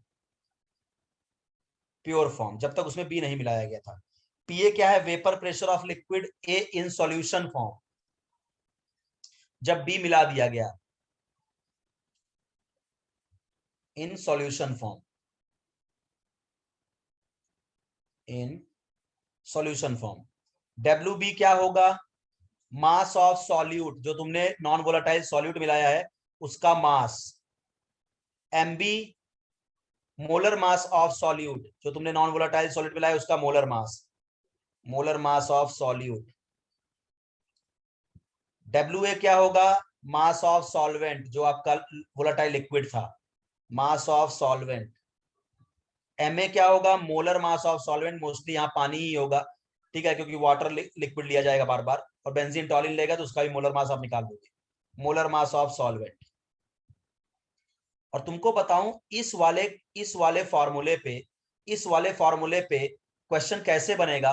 तुमको 99.9% केस में जब इस फॉर्मूले से क्वेश्चन सॉल्व करना होगा बेटा, इस क्वेश्चन से जब इस वाले फॉर्मूले से क्वेश्चन सॉल्व करना होगा, तो आपको 99% केस में तुमको पी नॉट ए भी बता देगा, पी ए भी बता देगा, तुमने कितना सॉल्यूट मिलाया ये भी बता देगा, ठीक है, कितने सॉल्वेंट में मिलाया ये भी बता देगा, सॉल्वेंट का मोलर मास तुम निकाल लोगे।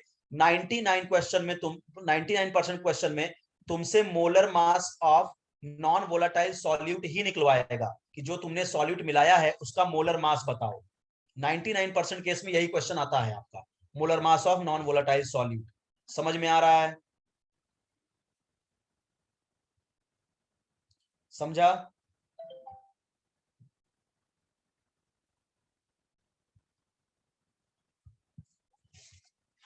Molar mass of non volatile solute. चलिए, तो क्वेश्चन इनके ऐसे ही होते हैं आपके। अभी आपको क्वेश्चन भी दिखाऊंगा नेक्स्ट लेक्चर में कैसे इसके क्वेश्चन हम कराते हैं। अब अगला जो है बेटा इसमें, तो चलो यहाँ पे देखो बेटा क्या था कि तुमने क्या किया, आपका नॉन वोलाटाइल सॉल्यूट। रुक जाओ, मैं एक आध दो क्वेश्चन देखता हूँ, अगर कोई तुम्हारे बुक में अच्छा दिया हो या मेरे पास जो बुक है उसमें से मैं कराता हूँ एक आध क्वेश्चन पहले इस टॉपिक पे, फिर आगे बढ़ता हूँ, नहीं तो आपको समझ में नहीं आएगा।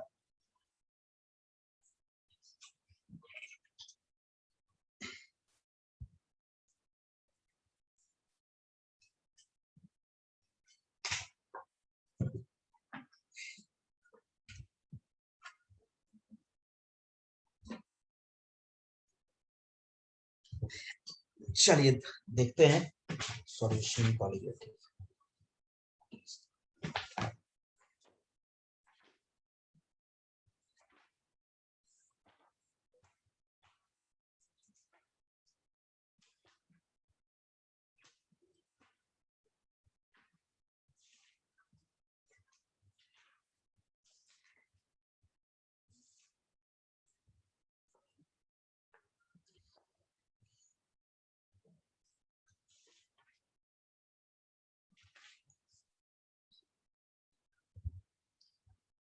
चलो एक क्वेश्चन करते हैं इस टॉपिक पे, इससे आपको समझ में आया थोड़ा सा,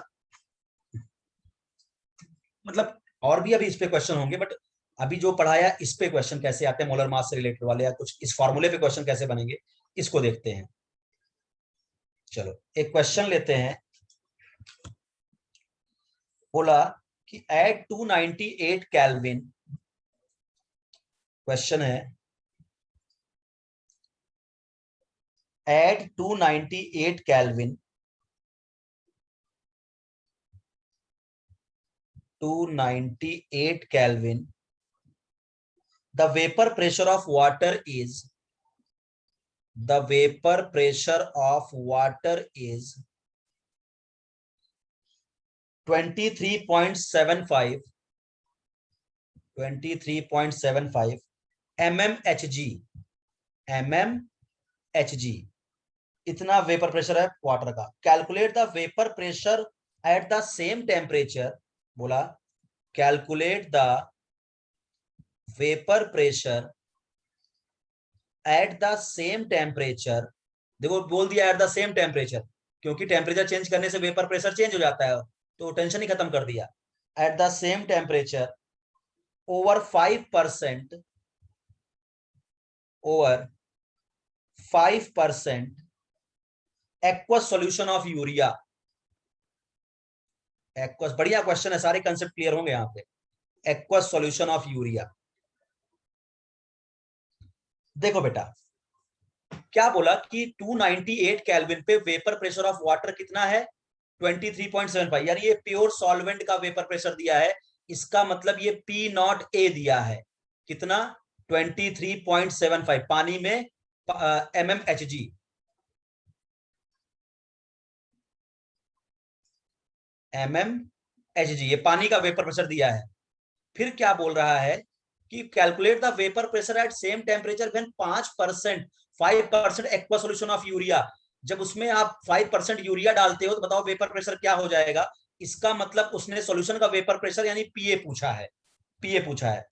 अब देखो अपने को पता है बेटा कि 5% यूरिया का मतलब क्या होता है, बहुत ध्यान समझिए। 5% एक्वस यूरिया का मतलब क्या होता है। एक्वस यूरिया का मतलब होगा क्या कि 5, देखो जब भी कुछ ना दे तो हम क्या बोलेंगे, वेट बाई वेट दिया है। जब भी कुछ ना दे हमने पहले बोला था क्या मान लेना, वेट बाई वेट। तो क्या होगा, 5% aqua solution of urea means out of 100 gram of solution urea is 5 gram and water is 95 ग्राम। यानी 5% एक्वा सोल्यूशन ऑफ यूरिया का मतलब क्या हो गया, 5% एक्वस सॉल्यूशन ऑफ यूरिया का मतलब हुआ कि 100 ग्राम का तो पहली बात सॉल्यूशन है, यानी सॉल्यूशन का मास आ गया 100 ग्राम।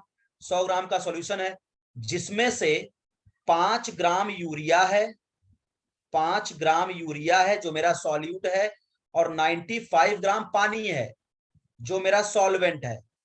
देखो इनके हमको क्या मिल गए, मास मिल गए। अपने को पता है मुझे पीए निकालना है, तो मेरा फॉर्मूला तो यही होगा, P not A minus P A upon P not A, W B का मतलब सॉल्यूट यानी यूरिया का मास, डिवाइड बाय यूरिया का मोलर मास, इनटू क्या, M A upon W A, M A upon W A. तो बस question खत्म करते हैं।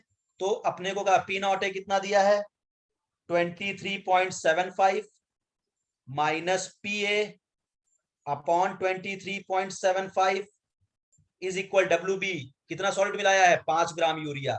यूरिया का मोलर मास 60, मैंने पहले बताया कि या तो यूरिया मिलाएगा या तो ग्लूकोज मिलाएगा या तो सुक्रोज मिलाएगा।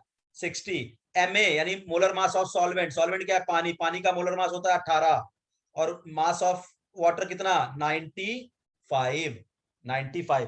इसको बेटा जब आप सॉल्व करेंगे, मैं डायरेक्ट लिख दे रहा हूं आंसर, जो पीए आएगा, अब आगे तो मैथमेटिक्स है, वो आएगा 23.37, 23.37 mmHg।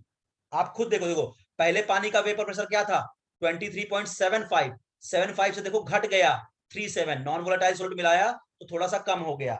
बताओ समझ में आया कि नहीं क्वेश्चन ये वाला, बोलिए, समझा।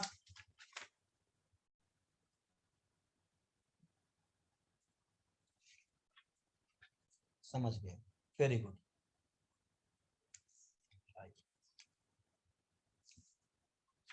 तो इस टाइप के क्वेश्चन आते हैं बेटा।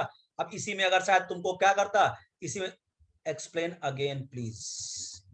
अरे 60 बेटा यूरिया का मोलर मास है यार, 60 बेटा यूरिया का, एमबी का मतलब क्या हुआ, मोलर मास। तो यूरिया, रे यार अभी तो थोड़ी देर पहले पढ़ाया था, NH2CO NH2 को यूरिया बोलते हैं, इसका मोलर मास क्या है, 60 तो होता है ना। ये हो गया 5% एक्वा सोल्यूशन का मतलब, 5% का मतलब क्या, 100 ग्राम सोल्यूशन में 5 ग्राम यूरिया है। 100 ग्राम सोल्यूशन में अगर 5 ग्राम यूरिया है तो पानी कितना हुआ, 95 ग्राम। तो पानी हो गया मास ऑफ सॉल्वेंट, 5 ग्राम यूरिया हो गया मास ऑफ सॉल्यूट। तो सॉल्यूट की जगह 5 ग्राम रख दिया, और सॉल्यूट का मोलर मास 60 ग्राम रख दिया। सॉल्वेंट का मोलर मास पानी 18 रख दिया, सॉल्वेंट का मास 95, और बेटा सॉल्व कर दिया। और इस क्वेश्चन में क्या है, कुछ भी तो नहीं है इस क्वेश्चन में।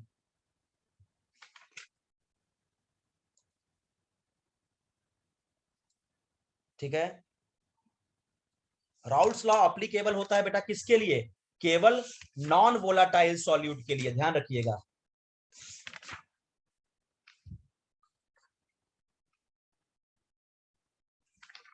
ठीक है, समझ में आया क्या। अरे बेटे परसेंटेज दिया है, परसेंटेज का मतलब अभिषेक बेटा 100 ही तो होगा ना यार, परसेंट का मतलब 100 ही होता है ना भैया। ठीक है, चलो ध्यान रखिएगा, Raoul's law is only applicable for non volatile solute. यदि आपको नॉन वोलाटाइल सॉल्यूट ही मिलाना है, देखो एक बार ऐसे क्वेश्चन आ भी चुका है, ये क्वेश्चन एक बार आ भी चुका है कि देखो मैं क्वेश्चन दिखाता हूं आपको।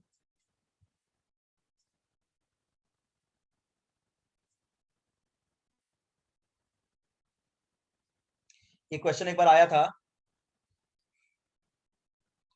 बोला था कि in which case Raoult law is not applicable, in which case Raoult's law is not applicable, is not applicable, not applicable। Option 1 1 molar NaCl, option 2 1 molar urea, option C 1 molar glucose, option D 1 molar sucrose. I hope सब इसका answer कर लोगे कि किस case में Raoult law नहीं लगेगा। भैया राउल्ट लॉ लगता है नॉन वोलाटाइल सॉल्यूट पे, यानी आपको जो सॉल्यूट मिलाना है नॉन वोलाटाइल, जबकि NaCl क्या है, ये तो इलेक्ट्रोलाइट है, ये तो खुद ही जाके Na प्लस और Cl माइनस में टूट जाएगा। यूरिया को पानी में डालोगे ना तो ये डिसोसिएट होगा ना तो एसोसिएट होगा, ये भी पानी में डालोगे तो ना तो डिसोसिएट ना तो एसोसिएट, यानी ये वाला जो है राउल्ट लॉ 1 मोलर NaCl पे नहीं लगेगा क्योंकि ये वोलाटाइल सॉल्यूट है। समझ में आया? यस, चलिए इस तरह से क्वेश्चन होता है, तो समझ में आया बेटा? तो आप इस पे क्वेश्चन करना स्टार्ट करिएगा। अभी और भी है, अभी आगे बढ़ाता हूँ, अभी ये टॉपिक खत्म नहीं हुआ है। तो अभी तक देखो हमने क्या किया, अभी तक हमने क्या किया बेटा कि हमारा जो लिक्विड होता था वो वोलाटाइल होता था, उसमें जो सॉल्यूट मिलाते थे वो नॉन वोलाटाइल मिलाते थे, नॉन वोलाटाइल, जिससे वोलाटाइल लिक्विड का वेपर प्रेशर कम हो जाता था, जिसको हम राउल्ट्स लॉ बोलते थे। ठीक है, उस पर 3 डेरिवेशन कराया। तो राउल्ट्स लॉ कभी एक नंबर में लिखने को आए तो बस अब इतना लिखना कि the vapour pressure of any liquid according to Raoult's, the vapour pressure of any liquid is directly proportional to the mole fraction of same liquid. ठीक है, और अगर लॉन्ग आंसर में आएगा तो जहां से मैंने स्टार्ट किया है वहां से करते करते लास्ट डेरिवेशन तक लेके आना, P not A minus P A upon P not A equal to W B upon M B into M A upon W A, यहां तक डेरिवेट करके आना जब ये लॉन्ग आंसर में आए। और राउल्ट की बातों कहने के 3 तरीके हैं, या तो पहला बोल दो किसी भी लिक्विड का वेपर प्रेशर उसी लिक्विड के मोल फ्रैक्शन डायरेक्टली प्रोपोर्शनल होता है, या दूसरा the lowering of vapour pressure is directly proportional to the mole fraction of solute, या तीसरा the relative lowering of vapour pressure is equal to the mole fraction of solute, कैसा भी बोल सकते हो। अच्छा, अब देखो अब हमारा केस क्या है, अब हमारा केस क्या है बेटा समझो।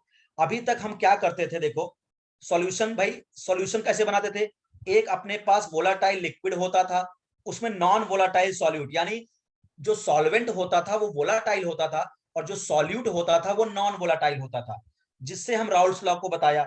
अब अगर हम बोले कि मान लो हमारा सॉल्यूट भी वोलाटाइल है और सॉल्वेंट भी वोलाटाइल है, यानी सॉल्वेंट जो है, ठीक है, वो भी वोलाटाइल है और उसमें जो मैं सॉल्यूट मिला रहा हूं वो भी वोलाटाइल है, तब क्या होगा?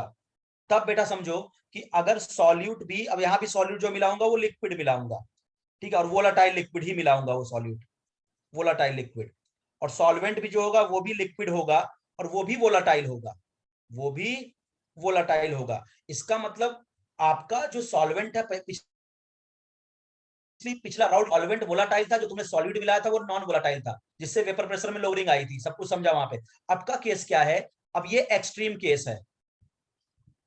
अब क्या है, अपना सॉल्वेंट तो वोलाटाइल था ही, अब जो सॉल्यूट मिला रहा हूं वो भी कोई volatile he मिलाऊंगा, volatile solute मिलाऊंगा, volatile solute मिलाऊंगा।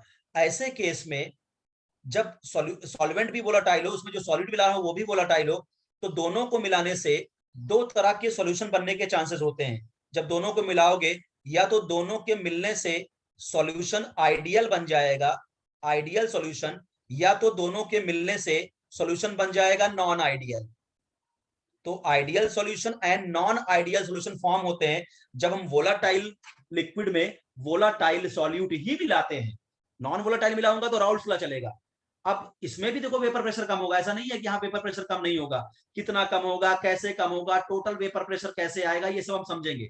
But अगर वोलेटाइल लिक्विड में नॉन वोलेटाइल सॉल्वेंट मिला होगा तो राउल्ट्स लॉ, और अगर अब दूसरा केस है, राउल्ट्स का ही दूसरा केस में उठा रहा हूं कि अगर सॉल्वेंट भी वोलेटाइल लिक्विड है, सॉल्यूट भी वोलेटाइल लिक्विड है, तो दोनों को मिलाने से या तो सॉल्यूशन आइडियल बनेगा या तो सॉल्यूशन नॉन आइडियल बनेगा।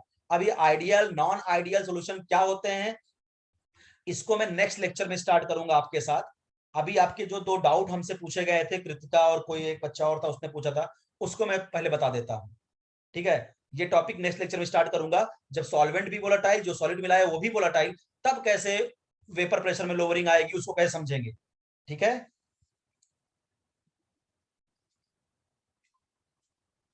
चलिए, तो देखो जो क्वेश्चन इसने पूछा था, कृतिका है ना लेक्चर में, पता चले मैं उसका डाउट बता रहा हूं, खुद ही नहीं हूं लेक्चर में।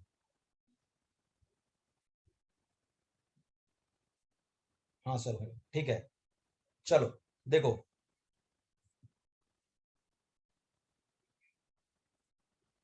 इसका डाउट जो था, मैं पहले इसका क्वेश्चन में लिख देता हूं, क्वेश्चन नंबर 5 कुछ इसने पूछा था।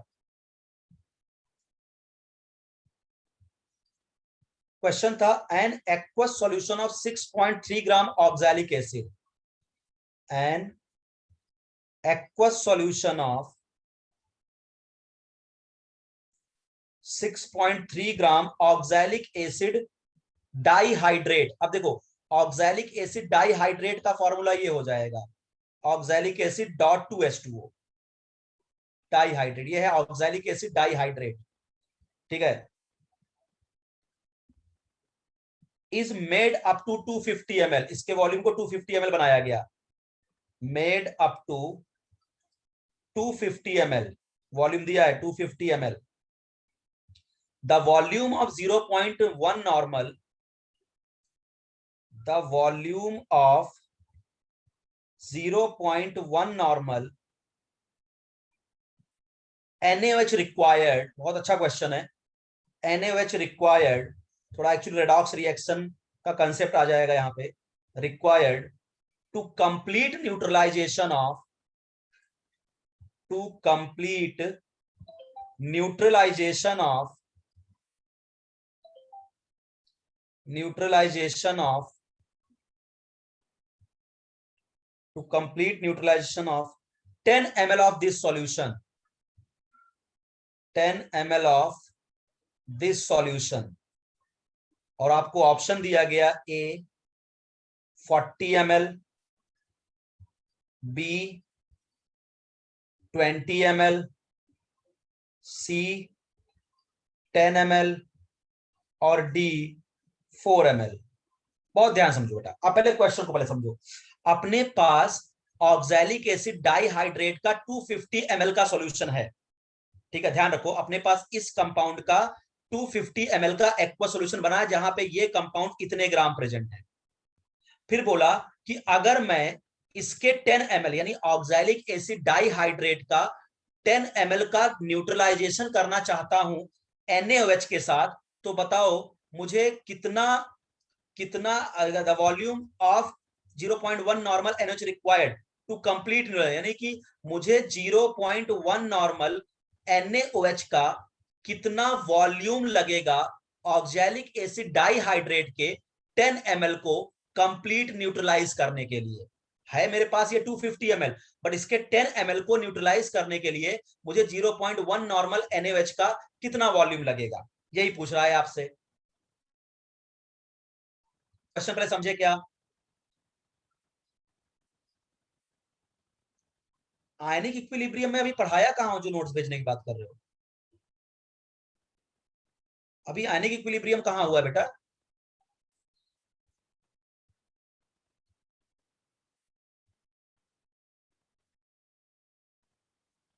ठीक है,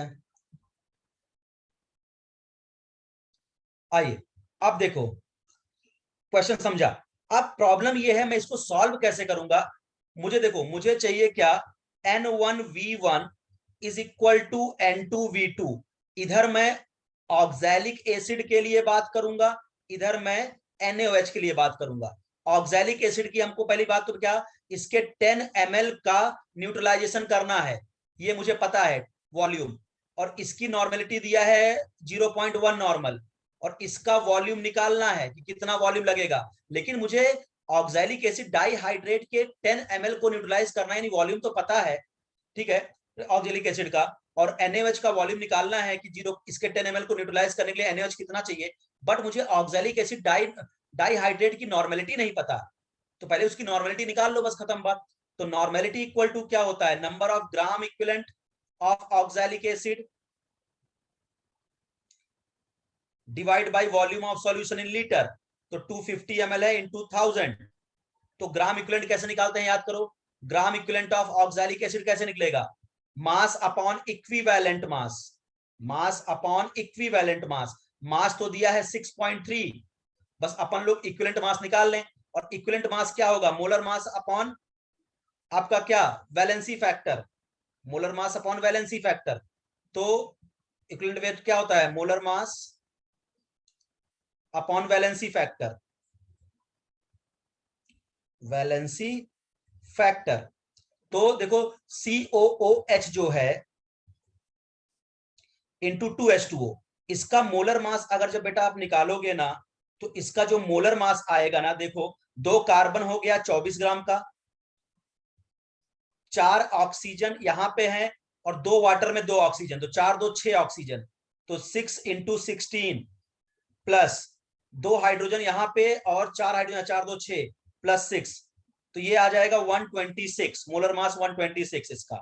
तो 126 डिवाइड बाई 2, क्योंकि यहाँ पे 2 ही H प्लस रिप्लेसिबल है, तो ये आ जाएगा आपका 63। तो 6.3 डिवाइड बाई 63, भाई इक्विवेलेंट मास कितना आ गया 63। तो 6.3 को ग्राम इक्विवेलेंट निकालने के लिए क्या किया, 6.3 को हमने 63 से डिवाइड मार दिया, ये आ गया 0.1, 0.1।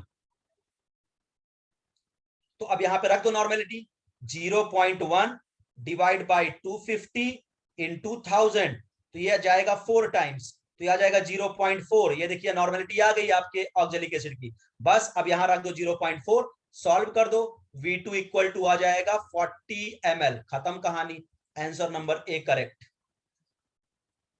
समझा कृतिका, समझ में आया?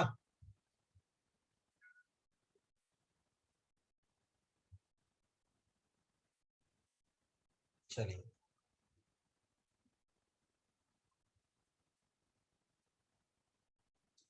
हाँ नॉर्मेलिटी का ही फॉर्मूला है बेटा, बराबर है। कर सकते हो। समझा कृतिका, डाउट तुम्हारा तुम्हें?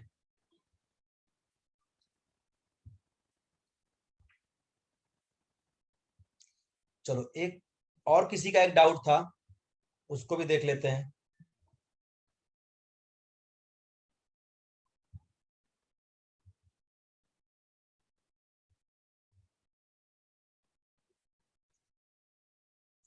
समझ गया, इंस्टा पे भेजा है डाउट, ओके मैं देख लूंगा।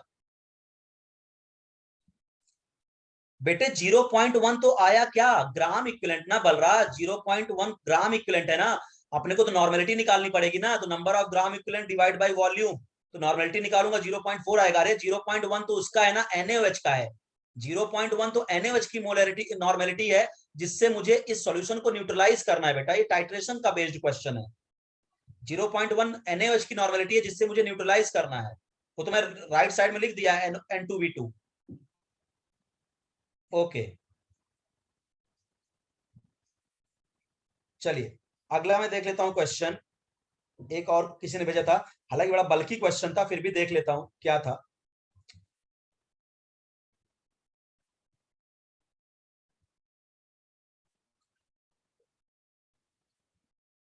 क्वेश्चन कहाँ था इसका, 2 मिनट रुक जाओ बेटा, क्वेश्चन थोड़ा ढूंढना पड़ेगा, व्हाट्सएप पे मिलेगा।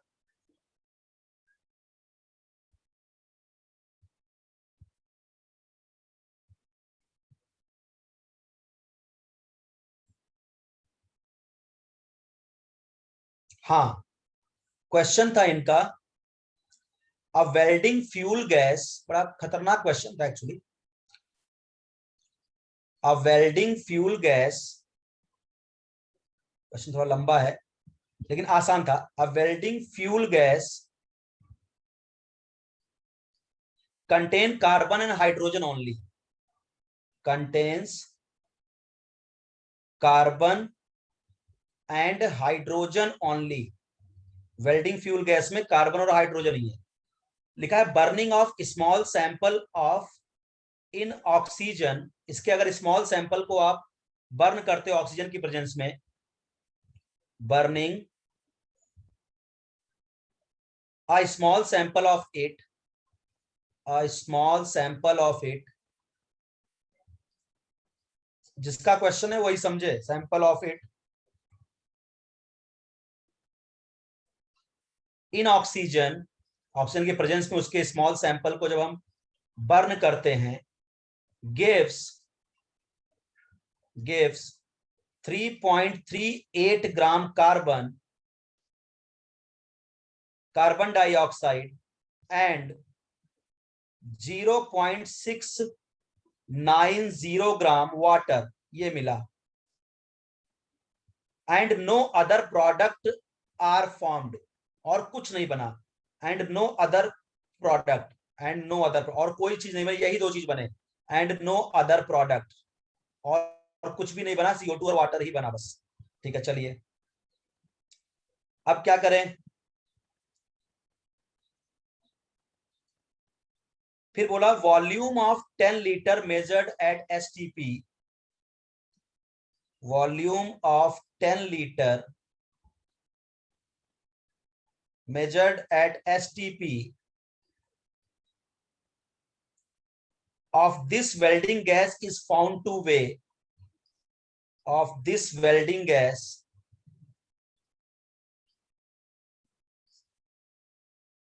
is found to weigh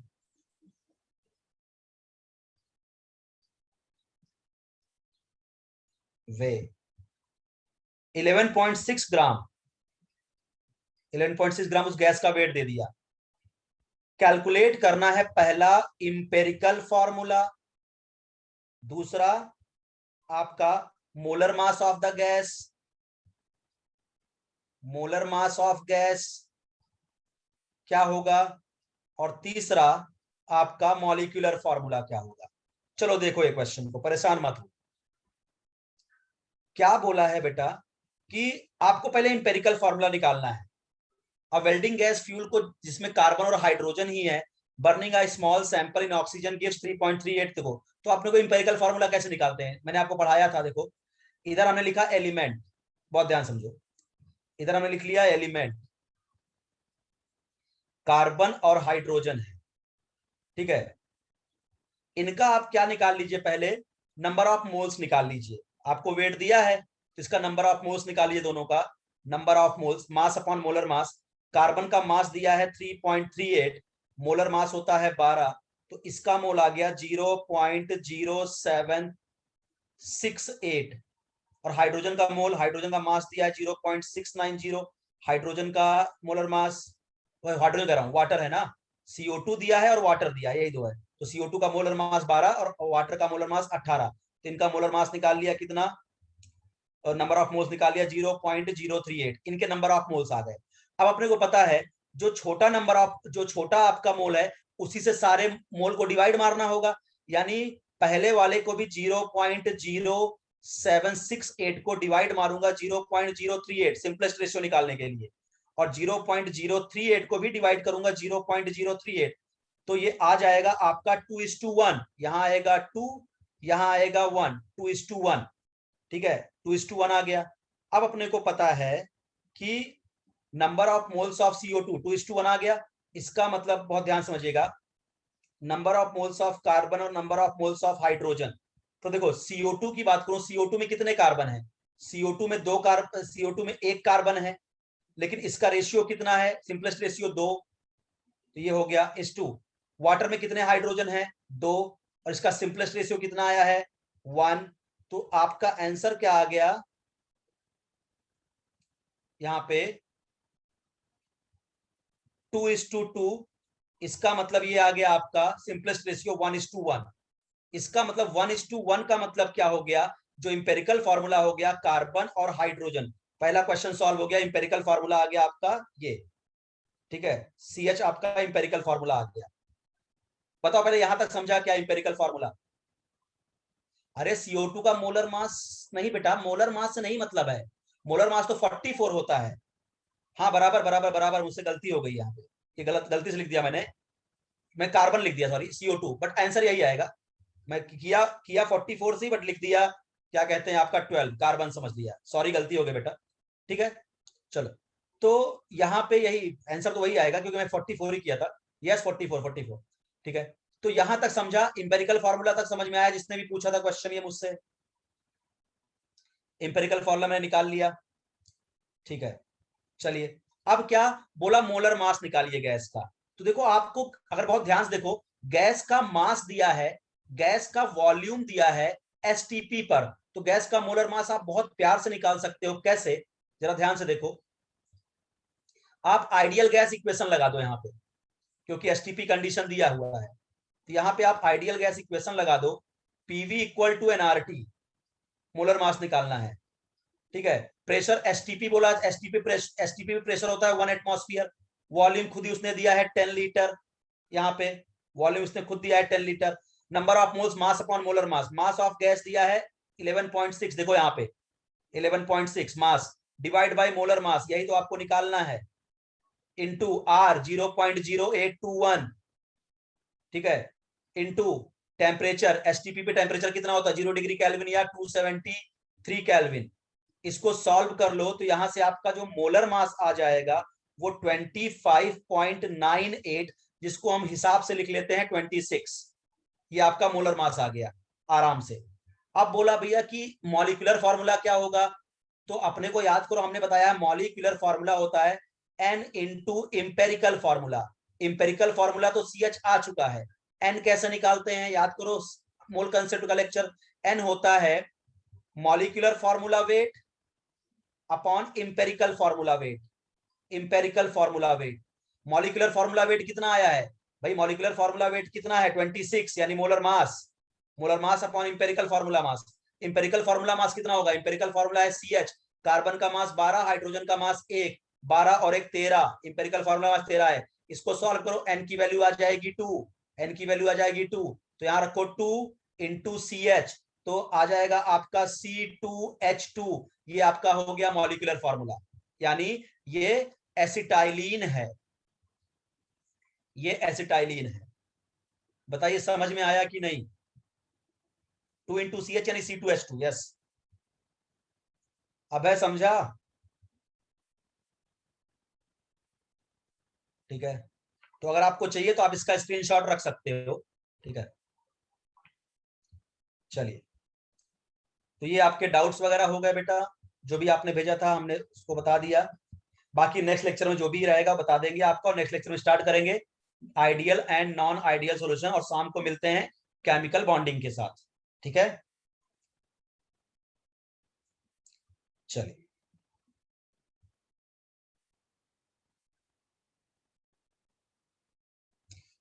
क्या बोल रहे हो बेटा, 250 ml का?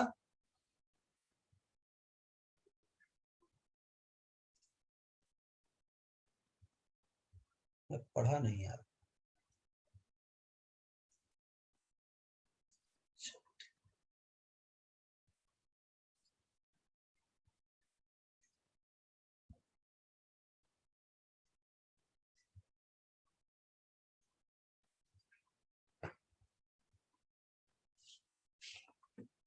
मैं देखा नहीं बेटा, तुमने क्या बोला उसको?